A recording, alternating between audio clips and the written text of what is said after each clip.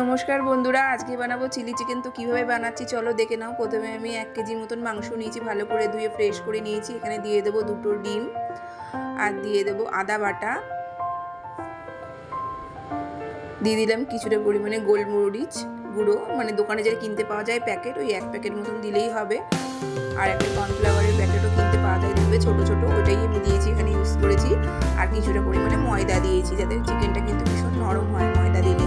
আর এখানে তোমরা কাঁচা লঙ্কা ইউজ করতে পারো, আমি লাল লঙ্কার গুঁড়ো দিয়েছি, নুন দিয়েছি, দিয়ে মাখিয়ে রেখে দিয়েছি 2 ঘন্টা মতন। এবার তেল গরম হয়ে গেছে, একে একে চিলি চিকেনগুলো ভেজে নেব। চিলি চিকেনগুলো দেওয়ার সময় গ্যাসের ফ্লেমটা অবশ্যই জোরে থাকবে, তারপরে আস্তে করে উল্টে পাল্টে ভেজে নিতে হবে।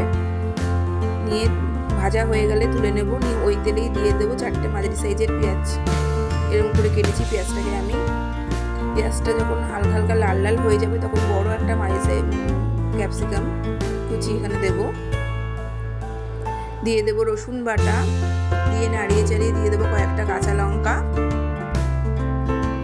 ছোট 1 বাটির মতন টমেটো সস, আর হচ্ছে chilli sauce, green chilli sauce, দিয়ে দেবো কিছুটা সোয়া সস, দিয়ে নাড়িয়ে চাড়িয়ে কষিয়ে নিয়ে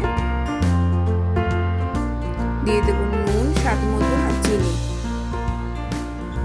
আবারও কিছুক্ষণ মশলাটাকে কষাবো, তারপরে দিয়ে দেবো জল, দিয়ে যখন ঝোলটা ফুটে যাবে তখন কিন্তু আমি চিলি চিকেনগুলো এখানে দিয়ে দেবো। দেখো ঝোলটা ফুটে গেছে, এবার চিলি চিকেনগুলো দিয়ে দেবো, দিয়ে নাড়াচাড়া করে একটু ফুটিয়ে নেব।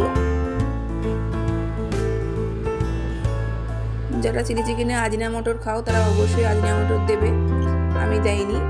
আর অল্প পরিমাণে সোয়া সস দিলাম, দিয়ে নাড়িয়ে চাড়িয়ে এবার নামিয়ে নিলাম। দেখো একদম রেডি। ভিডিওটা যদি তোমার ভালো লাগে অবশ্যই লাইক শেয়ার কমেন্ট করে